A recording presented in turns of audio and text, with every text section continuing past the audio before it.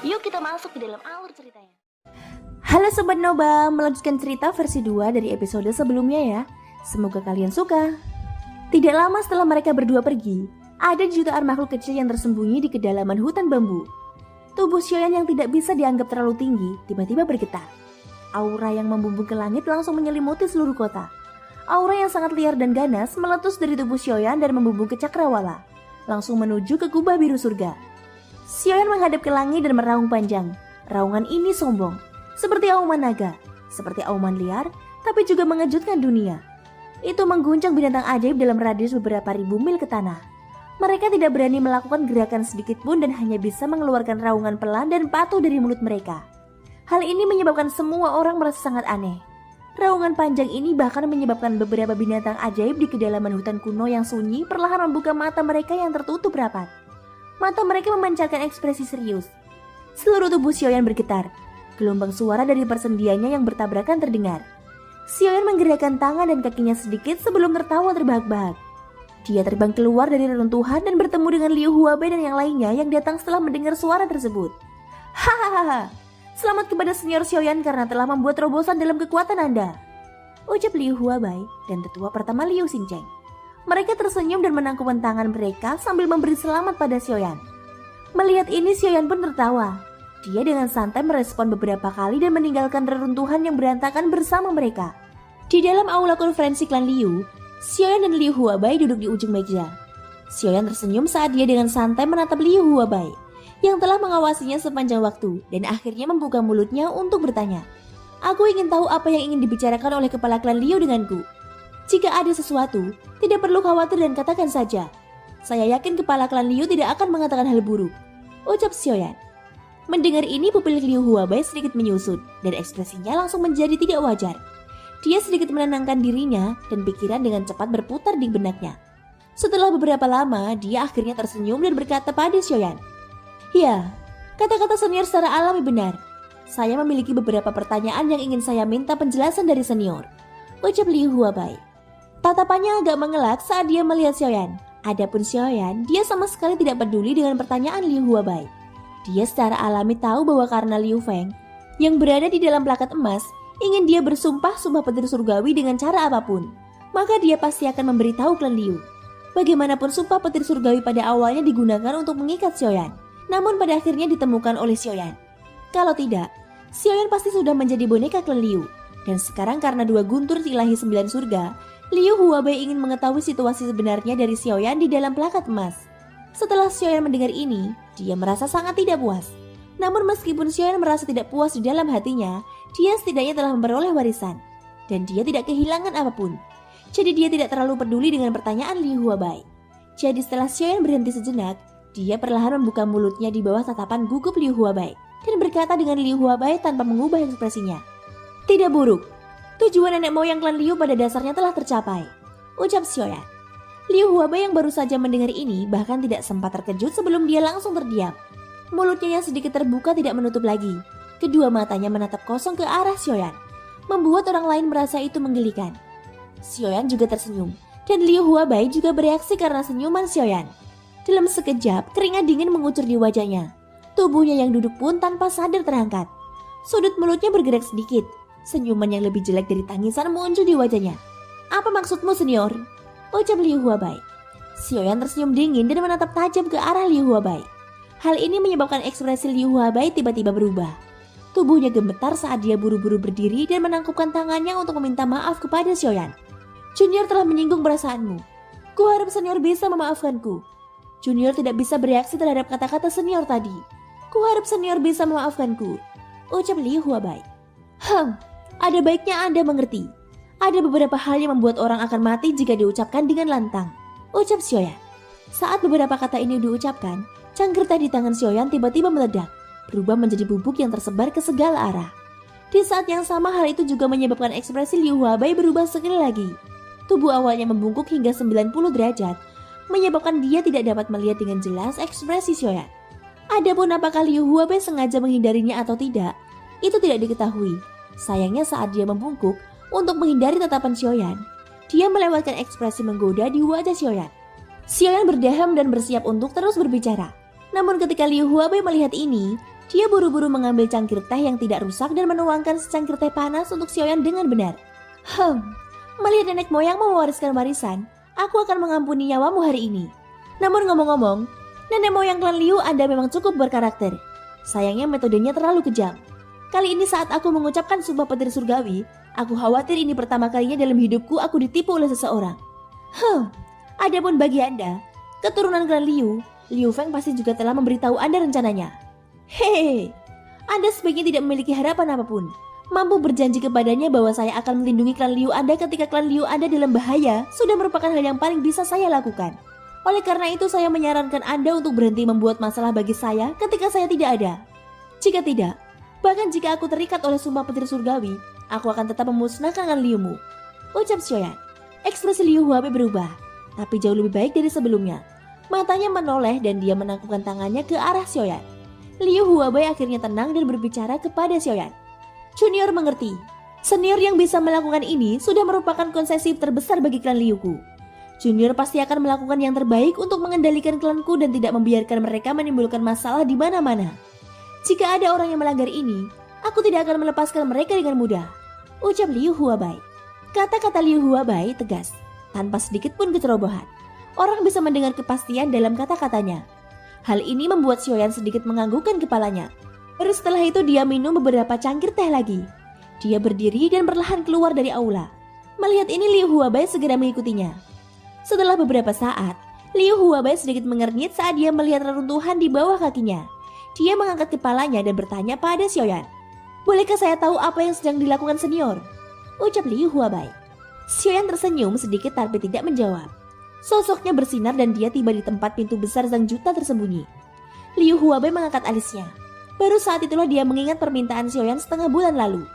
Liu Huabai menggelengkan kepalanya tanpa daya. Yang kuat selalu memedulikan hal-hal tertentu. Liu Huabai dengan cepat berjalan di depan Xiaoyan dan tiba di tempat Sang Juta tersembunyi. Di depan pintu besar sudah tidak ada lagi plakat yang melambangkan tempat penting marga. Itu tampak seperti pavilion biasa. Liu Huabai berdiri di depan pintu dan membentuk segel tangan. Segel misterius dibentuk dan dipasang di tempat Sang Juta tersembunyi. Di atas pintu kayu itu riak menyebar seperti gelombang air. Xiaoyan diam-diam berdiri di belakang Liu Huabai. Dia melihat ke pavilion yang menjadi reruntuhan dan kemudian melirik ke plakat emas yang berdiri di depan batu hijau. Xiaoyan menghela nafas. Dia mengulurkan tangannya dan terdengar suara teredam rendah. Sekelompok bibit api hijau giok seukuran ibu jari muncul dari jari telunjuk Xiaoyan. Meskipun itu hanya nyala api kecil, saat nyala api itu menyala, seolah-olah dunia mengeluarkan suara gemuruh yang tidak diinginkan. Pikiran Xiaoyan tergerak. Kekuatan jiwanya menyebar dengan kumpulan kecil api hijau dan menempel pada reruntuhan hutan bambu. Kemudian di bawah kendali Xiaoyan, perlahan-lahan tenggelam ke dalam tanah dan akhirnya menghilang ke dalam tanah. Pada saat ini Liu Huabai akhirnya mencapai tempat Sang Juta setelah pintu besar terbuka. Xiaoyan memandang Liu Huabai yang memiliki sedikit keringat di ujung hidungnya. Kemudian dia mengangkat kakinya untuk melangkah ke dalam Sang Juta. Liu Huabai menghela nafas dan mengikuti Xiaoyan dari belakang.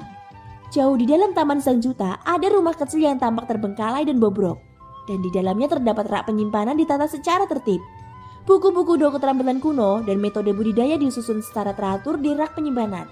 Sekilas Xiaoyan melihat rak penyimpanan paling dalam yang sepertinya sudah lama terbengkalai. Dia melihat tulisan sastra klasik tertulis di atasnya. Bibir Xiaoyan membentuk senyuman. Bagi klan kecil, buku-buku ini hanya bisa dilihat dan tidak banyak berguna. Namun bagi Xiaoyan, itulah yang dia butuhkan. Xiaoyan maju beberapa langkah dan tiba di depan rak penyimpanan. Telapak tangannya dengan lembut membuka buku-buku kuno yang tertutup debu. Akhirnya pandangan Xiaoyan tertuju pada sebuah buku kuno yang diletakkan di sudut. Kelihatannya agak rusak. Xiaoyan tidak sabar untuk membuka bukunya. Gambar dan penjelasan berbagai jenis tanaman obat dengan efek berbeda ditampilkan di buku. Xiaoyan membalik telapak tangannya. Daun bawang hijau giok muncul dari cincin penyimpanannya. Batangnya tipis dan panjang serta daunnya hanya beberapa inci. Ada sedikit tanah di akarnya dan tampak seperti ramuan obat dari tanaman merambat. Xiaoyan mencari-cari di buku itu sesuai dengan pokok anggurnya. Ketika Liu Huabai melihat Xiaoyan, sepertinya telah menemukan sesuatu, dia ingin maju untuk melihatnya. Namun Xiaoyan melambaikan lengan bajunya dan layar cahaya Doqi menghalanginya sejauh 3 kaki. Karena layar cahaya Doqi, Liu Huabai tidak dapat melihat situasi di dalam dan hanya bisa menunggu dengan sabar.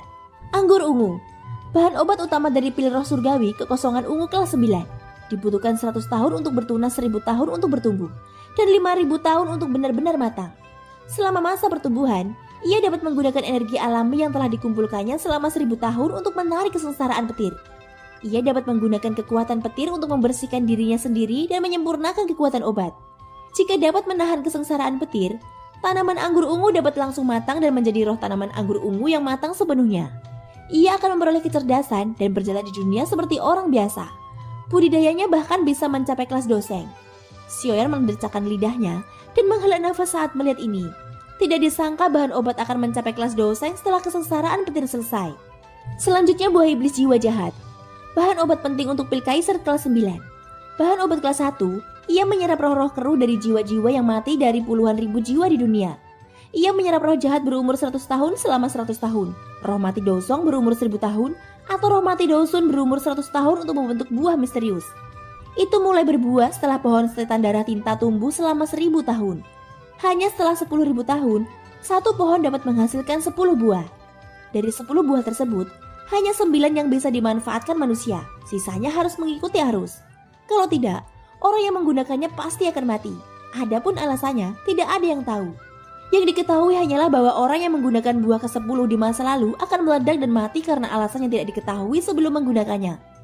Oleh karena itu, siapapun di dunia yang memperoleh buah iblis jiwa jahat ini akan membuangnya. Bagi mereka buah iblis ini hanya menyebabkan kematian. Siapapun di dunia yang menemukan buah iblis jiwa jahat akan menghindarinya seperti wabah. Xiaoyan memperhatikan selama beberapa jam. Hatinya terguncang selama beberapa jam. Beberapa bahan obat yang telah lama menghilang dari benua Doki dan beberapa tanaman langka yang hanya dia dengar dalam legenda sebenarnya ada di dunia ini. Singkatnya, sepanjang sore berlalu selama Xiaoyan mengeksplorasi. Baru ketika langit menjadi gelap, Xiaoyan bergegas keluar dengan wajah terkejut. Dan Liu Huabe yang kebingungan hanya bisa mengikutinya kembali ke daerah pemukiman klan Liu. Sayangnya Liu Huabe tidak mengetahui apapun. Dia hanya bisa mengedipkan matanya dan mengabaikannya. Orang kuat memang sangat aneh. Namun ketika Liu Huabe membawa Xiaoyan dan pergi, dia tidak menyadari bahwa reruntuhan di sekitarnya telah menjadi hutan bambu hijau subur yang luas. Baru pada pagi hari kedua, Liu Huabe mengingat kejadian tadi malam. Di bawah tatapan kaget dari anggota klan, hal ini juga menyebabkan Liu Huabe sangat terkejut. Orang kuat memang orang yang maha kuasa. Tidak ada apapun di dunia ini yang tidak dapat mereka lakukan. Kekuatan memang pencipta dunia ini.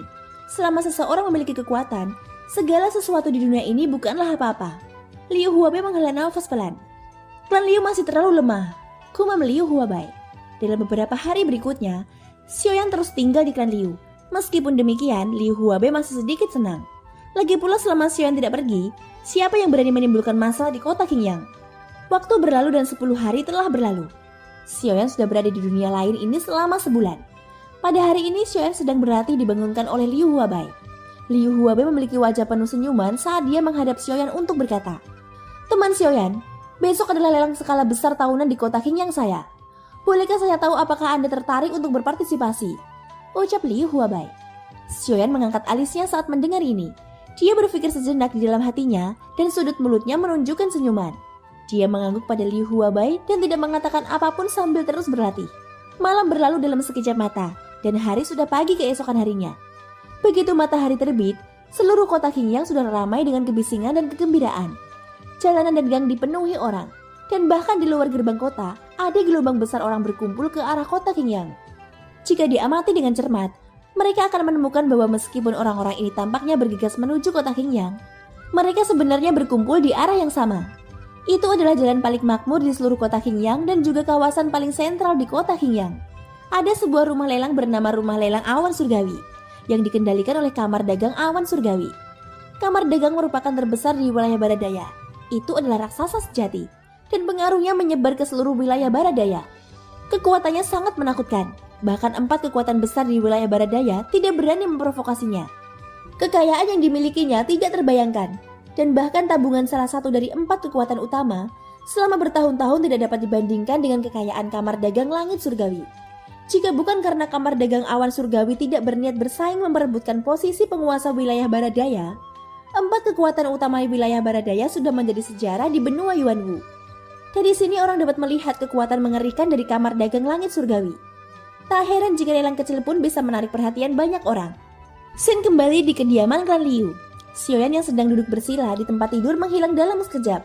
Dia berdiri di depan pintu kayu kamar dan mengulurkan tangan untuk membukanya. Di luar ruangan, Liu Huabe juga berdiri di depan pintu Xiaoyan. Saat dia hendak mengetuk pintu dengan tangan kanannya, pintu kayu di depannya tiba-tiba terbuka.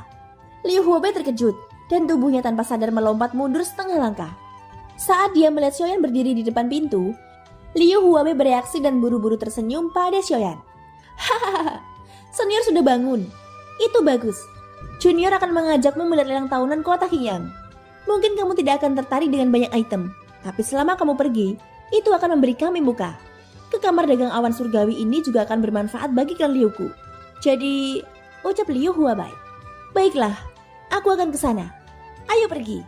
Aku ingin melihat apakah kamar dagang langit surgawi ini benar-benar masalah besar. Ucap Xiaoyan. Liu Huabei ingin mengatakan sesuatu tetapi disela oleh Xiaoyan. Liu Huabei berjalan keluar dan keluar dari rumah Liu. Liu Huabei buru-buru mengikutinya saat melihat ini. Dia berjalan bersama Xiaoyan dan menjelaskan beberapa kekuatan dan latar belakang asosiasi pedagang awan surgawi. Namun karena kota Qingyang terletak di daerah terpencil, Liu Huabei tidak tahu banyak tentang asosiasi pedagang awan surgawi. Dia hanya tahu bahwa asosiasi pedagang awan surgawi telah tiba di wilayah barat daya 200 tahun yang lalu. Meski hanya dalam waktu singkat, namun telah berkembang pesat dan memiliki landasan yang dalam. Itu tidak kalah dengan beberapa faksi lama. Hal ini menyebabkan Xiaoyan mengangkat alisnya sedikit. Dia diam-diam mengingat informasi ini di dalam hatinya. Dia tidak punya pilihan selain memperhatikan faksi seperti itu. Harus diketahui bahwa bahkan seseorang sekuat Liu Feng telah mati di bawah upaya gabungan dari beberapa faksi yang lebih tua. Karena asosiasi pedagang awan surgawi ini mampu bertahan selama 200 tahun, pastinya memiliki kekuatan yang luar biasa. Oleh karena itu tidak salah jika Xiaoyan memperhatikannya. Pada saat ini Liu Huabei mengeluarkan siluet. Detik berikutnya seekor kuda merah yang membawa kereta datang menghampirinya. Kuda coklat kemerahan ini adalah binatang ajaib peringkat 7 yang disebut kuda matahari ganas. Binatang ajaib jenis ini jarang ditemukan di alam liar. Sebagian besar mereka sudah dijinakan oleh manusia dan digunakan sebagai alat transportasi. Karena kekuatan menyerang kuda ini yang lemah, sulit untuk bertahan hidup di alam liar. Oleh karena itu, kuda matahari ganas yang memiliki kecerdasan tertentu akan datang ke pasar tekstil manusia untuk mencari master yang baik agar dapat bertahan hidup. Ucap Liu Huabei. Dapat dikatakan bahwa ia sangat setia kepada Liu Huabei dan Liu Huabei juga sangat menjaganya. Jika itu bukan orang penting, Liu Huabei pasti tidak akan memanggilnya. Namun pada saat ini kuda matahari yang ganas ini yang biasanya sombong dan angkuh, seluruh tubuhnya gemetar. Seolah-olah dia telah melihat binatang buas.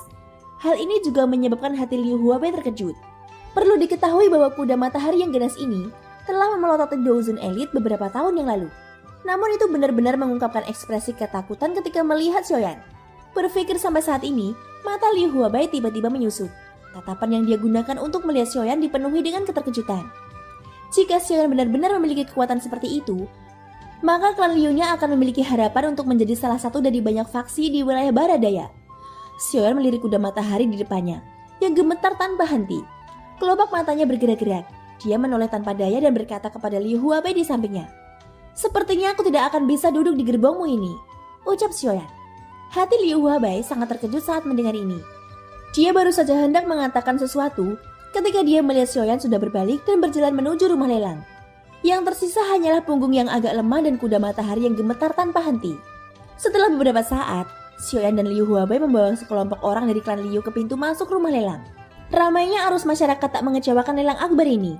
Gelombang demi gelombang orang terus berjalan menuju pintu masuk rumah lelang.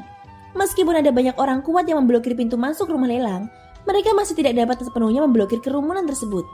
Pintu masuk rumah lelang masih sangat kacau. Ketika orang banyak melihat Liu Huabei dan yang lainnya, ekspresi mereka berubah secara bersamaan. Mereka sudah mendengar rumor bahwa dalam setengah bulan terakhir, klan Wu sudah resmi dikalahkan oleh klan Liu. Saat ini penduduk kota Qingyang melihat bahwa orang-orang dari klan Liu telah mengerahkan kekuatan besar demi pelelangan ini. Setiap orang secara alami merasa sangat terkejut di dalam hati mereka. Berbagai perbincangan mulai menyebar di kedua sisi jalan. Ada juga beberapa orang yang memperhatikan Xiaoyan, yang berdiri berdampingan dengan kepala klan Liu dan tetua pertama klan Liu. Segera suara yang membumbung ke langit muncul di depan rumah lelang. Patriark Liu Huabei tanpa sadar mengerutkan kening saat melihat ini. Dia bertukar pandang dengan tetua pertama yang ekspresinya sama dengannya. "Kalian semua diam. Minggir. Kalian semua menghalangi jalan kepala klan Liu dan tetua pertama. Mereka yang tidak ingin mati, menyingkirlah." Xiaoyan melihat ke arah sumber suara ketika dia mendengar ini. Pemilik suara itu adalah seorang pria botak berpenampilan galak dengan bekas luka pisau di wajahnya. Tubuhnya tinggi dan kekar, tampak seperti beruang liar. Berdasarkan persepsinya, kekuatan pria besar parubaya ini bisa dibilang cukup kuat di tempat ini. Dia memiliki kekuatan Dousong bintang 9. Pada saat ini pria botak bertubuh besar sedang melihat ke arah orang yang lewat di sampingnya dengan ekspresi kejam. Dengusan dingin keluar dari hidungnya dan semua orang menutup mulutnya.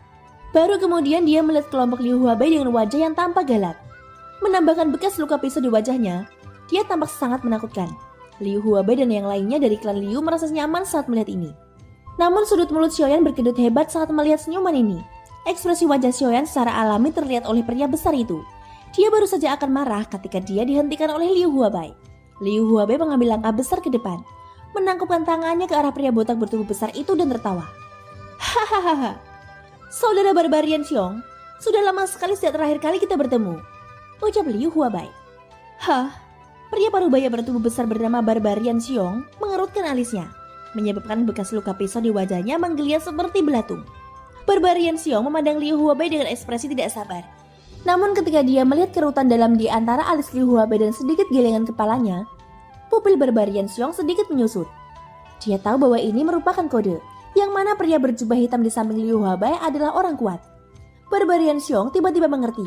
Dia sekali lagi memperlihatkan wajahnya yang tampak galak dan melontarkan senyuman yang sangat menakutkan pada kelompok Liu Huabai. Senyumannya sangat cemerlang ketika dia melihat Xiaoyan. Namun saat Xiaoyan melihat ini sudut mulutnya bergerak. Dia tidak mengatakan apa-apa dan memaksakan senyum di wajahnya saat dia membalas Barbarian Xiong. Barbarian Xiong tidak keberatan. Dia tertawa terbahak-bahak sambil melangkah maju dan mengobrol dengan Liu Huabai sebentar. Setelah itu dia menatap Xiaoyan dan menangkupkan tangannya sambil tertawa terbahak-bahak. Saya berasumsi bahwa diri Anda yang terhormat adalah senior yang membantu klan Liu mengalahkan klan Wu dan menjadi klan nomor 1 di kota Qingyang kan? Ucap Barbarian Xiong. Xiaoyan tersenyum tipis sambil menatap Liu Huabai dari sudut mulutnya. Hal ini menyebabkan Liu Huabai tersenyum canggung sebelum dia melihat ke arah Barbarian. Namun sebelum dia berkata, suara Xiaoyan tiba-tiba terdengar. Itu benar. Saya dipercaya oleh seseorang untuk membantu klan Liu mendapatkan pijakan di wilayah barat daya. Ucap Xiaoyan. Saat kata-kata ini diucapkan, tubuh setiap orang yang mendengar kata-kata ini tiba-tiba bergetar. Ekspresi mereka langsung menjadi menarik. Bahkan ekspresi semua orang dari klan Liu mengungkapkan ekspresi serius saat ini. Meskipun Xiaoyan adalah seorang senior, dia benar-benar meremehkan orang-orang dari wilayah barat daya. Hanya Liu Huabai yang mengabaikan ekspresi wajah anggota klan Liu saat dia dengan tenang menatap Xiaoyan. Barbarian Xiong mengangkat alisnya setelah mendengar kata-kata itu. Meskipun mudah untuk mengatakan bahwa seseorang dapat memperoleh pijakan di wilayah barat daya, jika seseorang tidak memiliki latar belakang tertentu, maka hidup dan mati seseorang akan ditentukan dengan mengucapkan kata-kata itu. Namun karena orang di depannya berani mengatakan kata-kata berlebihan di depan anggota kamar dagang langit surgawi, dia mungkin bukan orang biasa. Mata Barbarian Xiong menoleh saat dia menangkupkan tangannya ke arah Xiaoyan dan tertawa terbahak-bahak. Senior benar-benar berani. Saya berasumsi bahwa dengan bantuan senior di masa depan, belum lagi mendapatkan pijakan di wilayah barat daya, bahkan menjadi kekuatan puncak tidak akan menjadi masalah bagi klan Liu. Kalau begitu saya harus memberi selamat kepada Patriark Liu. Untuk bisa mendapatkan bantuan dari senior seperti itu, sepertinya saya akan membutuhkan bantuan Patriark Liu di masa depan, ucap Barbarian Xiong. Saat Barbarian Xiong berbicara, dia menoleh ke arah Liu Huabai dengan senyum menakutkan di wajahnya. Liu Huabai mengerutkan alisnya saat melihat ini. Saat dia hendak menjawab, Xiaoyan samar-samar tersenyum dan menjawab tanpa menoleh. Menjadi kekuatan puncak di wilayah barat daya, itu tergantung pada keberuntungan klan Liu. Singkatnya, selama klan Liu tidak hancur, sisanya terserah Anda. Jika seseorang ingin menghancurkan klan Liu, saya tidak keberatan membiarkan mereka merasakan klannya dihancurkan, ucap Xiaoyan. Begitu Xiaoyan selesai berbicara, cahaya dingin keluar dari matanya dan merobek ruang di depan Barbarian Xiong, menyebabkan dia menghilang ke dalam kehampaan. Wajah Barbarian Xiong langsung berubah dan dia buru-buru menangkupkan tangannya ke arah Xiaoyan. Ya, senior adalah seorang ahli yang maha kuasa. Siapa yang begitu buta hingga menyinggung klan Liu? Senior harap tenang. Junior akan tinggal di kota Qingyang mulai sekarang dan membangun kota bersama dengan Patriark Liu. Jika ada yang berani menyinggung klan Liu, saya Barbarian Xiong akan menjadi orang pertama yang tidak melepaskan mereka, ucap Barbarian Xiong. Saat Barbarian Xiong selesai berbicara, dia bahkan dengan keras menepuk bahu Liu Huabai, menyebabkan Liu Huabai mengutuk dalam hati. Namun dia menahan rasa sakit dan menyeringai bersama Barbarian Xiong. Liu Huabai secara alami memahami bahwa Xiaoyan sedang mempersiapkan keberangkatannya. Lagi pula begitu Xiaoyan pergi, kekuatan klan Liu akan sangat berkurang. Bahkan dengan melakat emas, akan sulit bagi mereka untuk menghidupi seluruh klan dalam waktu singkat. Jika seseorang dapat mengambil inisiatif untuk membantu klan Liu, maka masalah klan Liu akan berkurang banyak. Ini juga akan bermanfaat bagi perkembangan klan Liu di masa depan. Oleh karena itu, Meskipun tubuhnya kesakitan, itu sangat berharga untuk masa depan Klan Liu. Semua orang mengobrol lama di depan rumah lelang. Akhirnya bel yang memekakan telinga berbunyi di telinga semua orang. Saat itulah Barbarian Xiong bereaksi. Semua orang jelas datang untuk berpartisipasi dalam lelangan. Tetapi karena Xiaoyan, mereka tetap berada di luar rumah lelang. Hal ini menyebabkan Barbarian Xiong merasa sedikit malu. Dia menggaruk kepalanya dan tertawa ke arah Xiaoyan dan yang lainnya. Hahaha, saya begitu asyik mengobrol dengan senior Xiaoyan sehingga saya lupa tentang pelelangannya. Saya benar-benar minta maaf. Semuanya, ayo pergi. Setelah lelang hari ini berakhir, saya akan mentraktir senior Xiaoyan dan semuanya makan untuk menebus kesalahan hari ini. Oke. Hahaha. Senior Xiaoyan, kumohon. Hahaha. Ucap Barbarian Xiong. Setelah mengatakan itu, Barbarian Xiong memimpin Xiaoyan dan klan Liu ke rumah lelang. Begitu mereka memasuki rumah lelang, pandangan semua orang tiba-tiba menjadi gelap. Segala sesuatu di sekitar mereka gelap gulita. Dinding dan lantai seluruh rumah lelang gelap gulita. Di bawah penyelidikan kekuatan spiritual Xiaoyan, dia menemukan bahwa dinding dan lantai rumah lelang semuanya dibangun dengan batu tinta. Apalagi dari garis-garis yang terlihat di tanah dan dinding. Kemungkinan besar rumah lelang ini dibangun dengan seluruh bagian batu tinta. Untuk dapat membangun rumah lelang dari seluruh batu tinta di tempat seperti ini, sumber daya keuangan kamar dagang langit surgawi benar-benar menakutkan. Xiaoyan dan yang lainnya mengikuti Barbarian Xiong saat mereka berbelok ke kiri dan ke kanan sebelum tiba di depan pintu batu hitam pekat. Barbarian Xiong maju selangkah dan tiba di depan pintu batu. Dia mengelurkan tangannya dan meletakkannya di pintu batu. Doki di dalam tubuhnya beredar ke telapak tangannya dan terus-menerus dituangkan ke dalam pintu batu. Pintu batu perlahan terbuka dengan suara gemuruh dan sebuah ruangan pribadi seluas lebih dari 100 meter persegi muncul di depan semua orang. Barbarian Xiong tertawa terbahak-bahak saat dia melangkah ke samping, membiarkan Xiaoyan masuk lebih dulu. Setelah itu dia mengikuti Liu Huabei dan yang lainnya. Setelah masuk, Liu Huabei melihat keempat dinding yang memancarkan cahaya lembut, lantai putih dan halus, serta deretan kursi yang sangat nyaman. Liu Huabei tidak bisa menahan diri untuk tidak mendecakkan lidahnya karena kagum. Hanya dengan membawa orang kuat, sudah menghasilkan perlakuan yang sangat berbeda. Ucap Liu Huabei sepertinya menikmati perasaan ini. Jika itu sebelumnya tanpa Xiaoyan, setiap dia datang ke sini dia hanya mendapatkan kamar pribadi perantara. Apalagi dia tidak mengajukan permintaan khusus apapun. Namun pihak lain sudah menyiapkan segalanya. Hehehe, Barbarian Xiong, sepertinya kamu sudah berencana menjilat senior Xiaoyan kan? Ucap Liu Huabei. Mendengar ini, Barbarian Xiong menyeringai nakal saat wajahnya berubah jelek. Xiaoyan tidak terkejut dengan hal ini. Dia pertama kali menemukan tempat duduk dan duduk. Setelah itu semua orang juga mengambil tempat duduknya. Barbarian Xiong tidak duduk. Sebaliknya dia berjalan ke dinding yang memancarkan cahaya neon redup. Doki keluar dari tangannya sekali lagi. Xiaoyan mengangkat alisnya sedikit. Dia dapat melihat bahwa dinding yang awalnya memancarkan cahaya neon redup kini mulai menjadi jernih.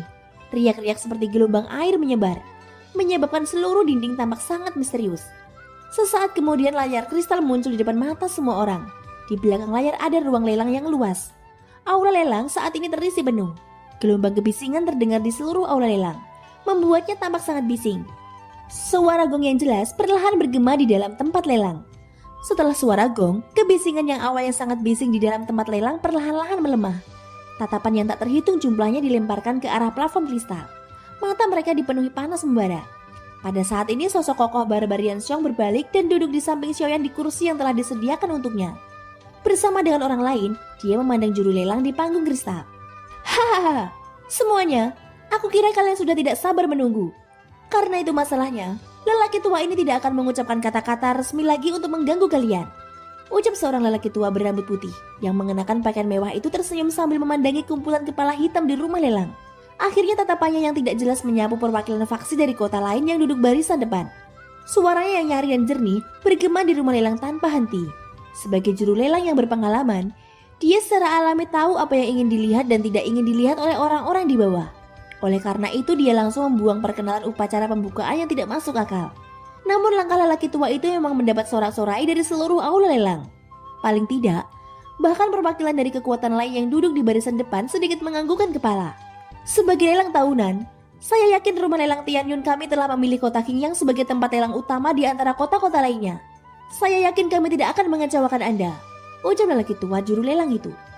Saat lelaki tua itu selesai berbicara, dia bertepuk tangan sekali lagi dan mengumumkan dengan suara yang jelas. Orang tua ini mengumumkan bahwa rumah lelang awan surgawi kota Qingyang sekarang akan dimulai. Saat suara jelas lelaki tua itu jatuh, Platform kristal besar itu tiba-tiba meledak dengan cahaya yang menyilaukan. Setelah beberapa lama, cahaya kuat itu perlahan menghilang. Pada saat ini di platform kristal di depan lelaki tua berambut putih di panggung lelang, ada pedang panjang yang seluruhnya berwarna hijau tua dengan sedikit warna biru. Di bawah penerangan lampu, itu memantulkan kilau yang sangat dingin dan indah. Melihat jejak energi yang beredar di tubuh pedang, terlihat jelas bahwa kekuatan pedang itu luar biasa. Itu pasti berasal dari tangan seorang master terkenal. Saat ini mata orang-orang di bawah panggung tiba-tiba berbinar. Orang tua berambut putih itu jelas sangat puas dengan hasil ini. Senyuman puas muncul di wajah tuanya yang keriput, dan sepasang mata tuanya yang teduh menyipit menjadi garis tipis. Orang tua itu memandang orang-orang di bawah dan perlahan-lahan memperkenalkan pedangnya. Pedang ini disebut pedang anggrek air giok.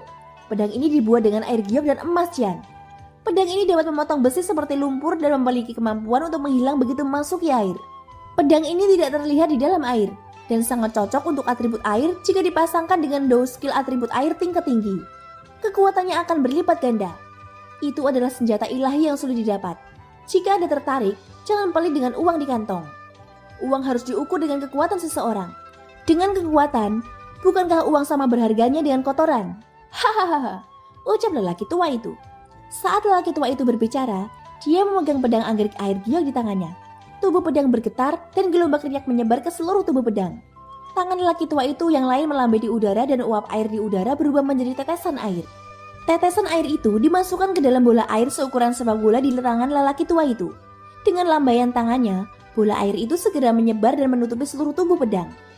Dalam sekejap pedang anggrek air giok menghilang di bawah pandangan orang-orang. Dalam sekejap terjadi keributan di rumah lelang. Mata berapi-api semua orang tertuju pada lelaki tua berambut putih yang berdiri di platform kristal. Orang tua itu juga tahu arti dari mata mereka. Dia tersenyum tipis dan berkata dengan suara yang jelas.